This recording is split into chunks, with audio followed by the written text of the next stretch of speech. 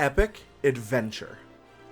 Oftentimes associated with high fantasy or science fiction, epic adventures span vast distances and are filled with peril of all kinds. Many games have tried to capture the thoughts and feelings evoked by these two words, but rarely succeed in filling the lofty expectations of this phrase. While we've certainly seen more games that offer players an adventure of this magnitude in recent years, in the late 2000s, these games were somewhat few and far between. Then there was the 2011 release of a little open world RPG called Skyrim.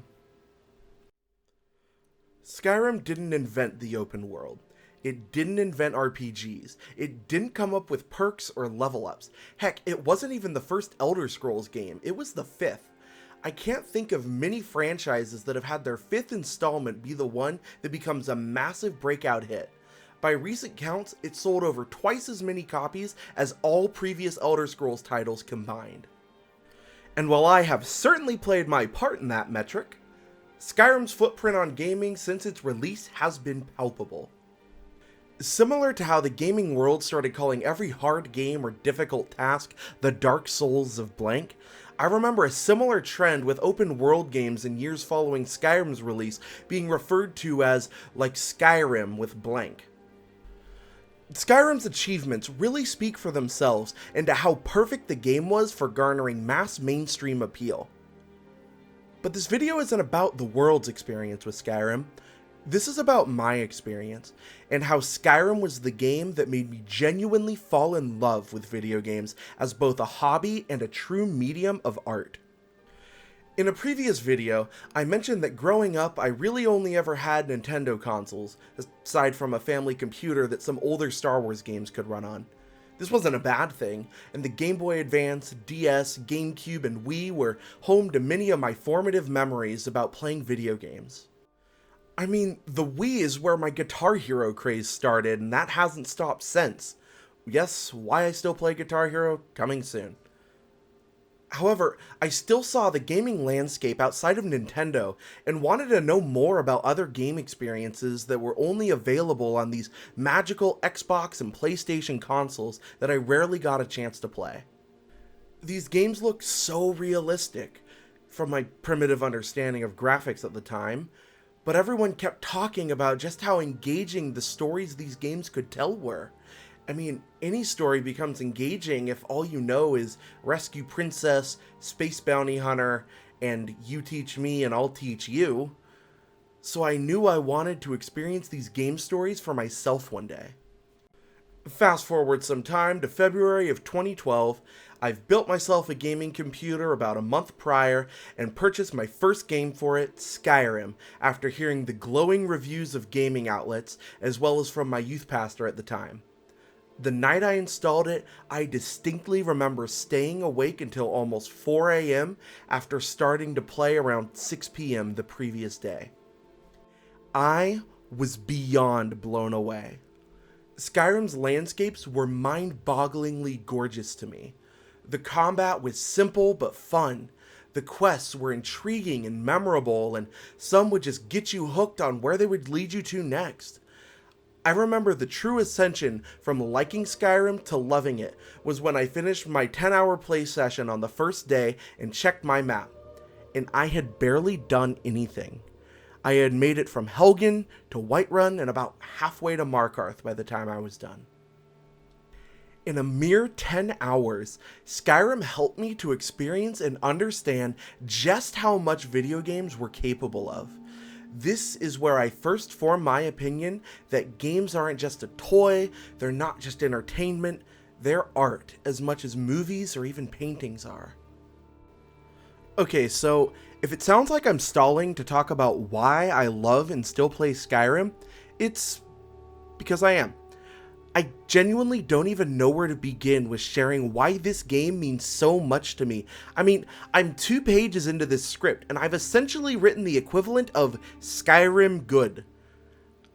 I guess I'll just start listing the things that come to my mind about why I adore this game. The soundtrack to Skyrim is iconic, memorable, and absolutely perfect for the game's setting. My perception of gaming when I was younger was that games are there to excite you in whatever way they could. Cool, pretty visuals, exciting music. Then Skyrim completely demolished this idea and instead gave me Far Horizons, one of my absolute favorite pieces of video game soundtrack ever composed. Jeremy Sewell's suite of songs made for aspiration. Say that 10 times fast. Jeremy Sewell's suite of songs made for exploration convey all the themes inherent to Skyrim. Wonder, mystery, freedom, cold, even sadness. I'm not ashamed to admit that Skyrim probably holds my personal record for amount of time spent roleplay walking. That is to say, walking instead of jogging for no gameplay reason, just because your immersion in the setting and your character is so great that you'd like to experience and appreciate every second and every piece of that moment. In my MapleStory video, I talked about how the music of that game is my favorite video game soundtrack of all time, and I still stand by that. But Skyrim comes in at an extremely close second, and probably because I just had more time and memories with MapleStory by the time I had played Skyrim. This game's music is just able to whisk you away to the snowy northern province of Tamriel and immerse you in the beautiful vistas and the biting cold. Skyrim was my first experience with an open world. The idea of having no level select or linear progress path was earth-shattering for me. I am actually afraid to answer the question of what would you give to experience Skyrim for the first time again, because honestly, I'm not sure, but it would probably be something greater than I'm willing to admit. The design of Skyrim feels handmade to inspire amazement at every turn. Distant mountains, lakes and rivers, dense forests. No matter how much I've memorized every inch of Skyrim's map, I can always appreciate and find the beauty in the little details every time I come across them. The game directs you towards the prettiest vistas and can inspire wonder from almost all of its scenes.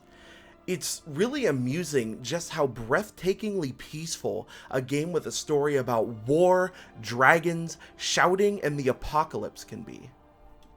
Now, I expected to want to dunk on the gameplay. I haven't done a long playthrough of an unmodded Skyrim in years, possibly since my very first 1 or 2 playthroughs. So I decided to give myself a few hours to just soak in what the game was like as it was intended to be experienced. And wow, I remember why I fell in love with this game. For all the jank, the glitches and bugs, the unbalanced difficulty settings, how easy it is to become incredibly overpowered, none of these can detract from all the positives about this game's design. The basic simplicity of nearly every mechanic and system make for an experience that still mostly holds up 11 years later. Combat is simple but satisfying. It's refreshing to not have to focus on or invest too much into learning a crafting system like most open world games nowadays. Everything about Skyrim is designed around funneling you towards exploring, questing, and progressing your character.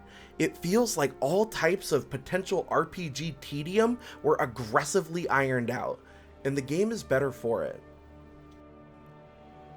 To address an elephant in the room, Skyrim's perk trees. I may have sounded like I wasn't a fan of them back in my Ordinator video, but now I want to clarify. Skyrim's perk trees work very well for the low hassle status of the rest of the game's systems. They follow a path of linear, positive progression with very few side grades or specializations, but that's okay.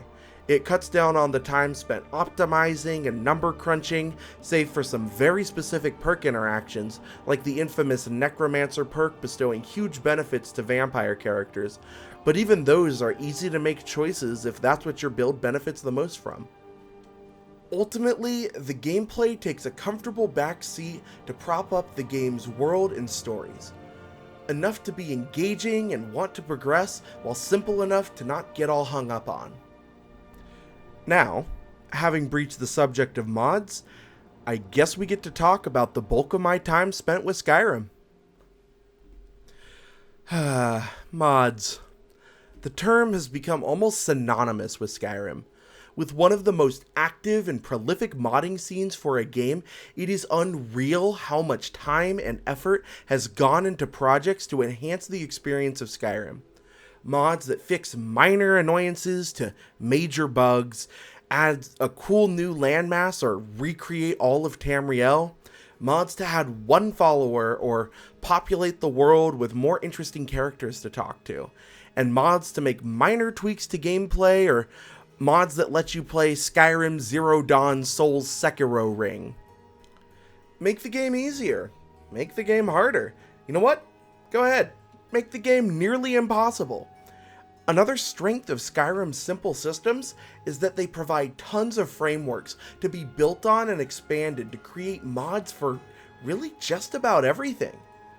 Yes, everything. I started playing modded Skyrim in 2013, and I have had countless playthroughs with different themes. Power fantasy, hardcore survival, Dungeons and Dragons party, in-depth roleplay. One of the most beautiful things with modding is something referred to by the community as the cathedral concept. When one artisan makes a stained glass window, it's impressive.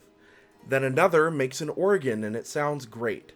Another designs a building and it's awesome. But when all put together in a fully built cathedral, every one of these pieces becomes amplified and supported by the contributions of the other artisans. There is an unreal amount of amazing interactions between unrelated mods released by entirely different authors years apart. Once the stories of your experiences in Skyrim start to die down, mods will bring infinitely more stories that can excite and surprise you for years after you thought Skyrim had ran out of new things to show you. And speaking of stories, that makes a perfect transition into the final element that I love about Skyrim, its stories. Now, note that I say stories plural, because it's not Skyrim's story that I'm head over heels in love with. Sure, it's a decent fantasy plot about the apocalypse that can only be stopped by a destined chosen one. There's a war between rebels and an empire, there's dastardly, mustache-twirling villains pulling at the strings of everything to advance their grand schemes. Nothing about Skyrim's main storylines or quests or themes is particularly unique. No, when I say stories, I mean the emergent gameplay stories that Skyrim has created for nearly every player. It's not about the apocalypse. It's about you shouting a man off a cliff because he had the audacity to put himself between the Dragonborn and a lethal fall. It's not about a war. It's about the ongoing debate between players for years about who has a more just cause in the game's civil war. And it's not about the Thalmor schemes. It's about that time you saw a group of them traveling with a prisoner, so you gave him a weapon and staged an impromptu roadside jailbreak. Skyrim was really the game that piqued my interest in the role-playing part of role-playing games. Countless amounts of designs and backstories for characters that I still use across games today originated from my Skyrim playthroughs. Skyrim has a written story, but it is very intentionally designed to be far more focused on the story that you write on its pages. It's why one of my favorite somewhat meta fan theories about the mysterious Elder Scrolls of the universe is that every new game a player starts is a new Elder Scroll. Some pieces will remain constant, but the variables that everyone influences in their playthroughs all become true to the canon of the universe to some extent. I simply adore Skyrim. Even with everything I've said, I can't go in depth or even touch on some of the little systems and things in the game like books or my favorite quest lines and even more of my own personal stories about my adventures in Skyrim. I truly think that it's a game that will eventually gain the title of Timeless Classic, in the same caliber of Super Mario and The Legend of Zelda. These titles were landmarks for significant advancements to technology and in showing the world what video games are capable of, and I truly believe Skyrim was this landmark for when the term next gen started being used.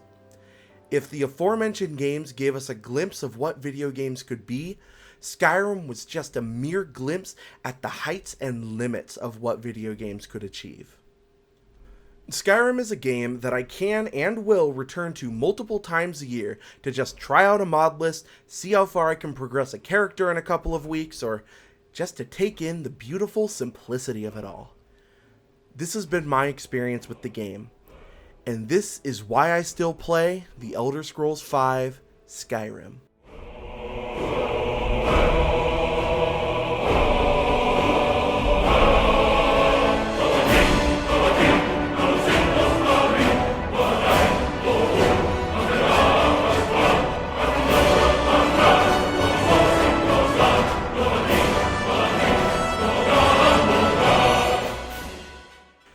Hello, and welcome to the end of the video if you miraculously made it this far.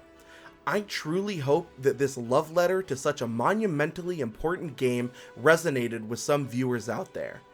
If you enjoyed watching or listening to this video, I would be delighted if you could subscribe and leave a thumbs up to let YouTube know to serve this video to people who may love Skyrim as much as you do.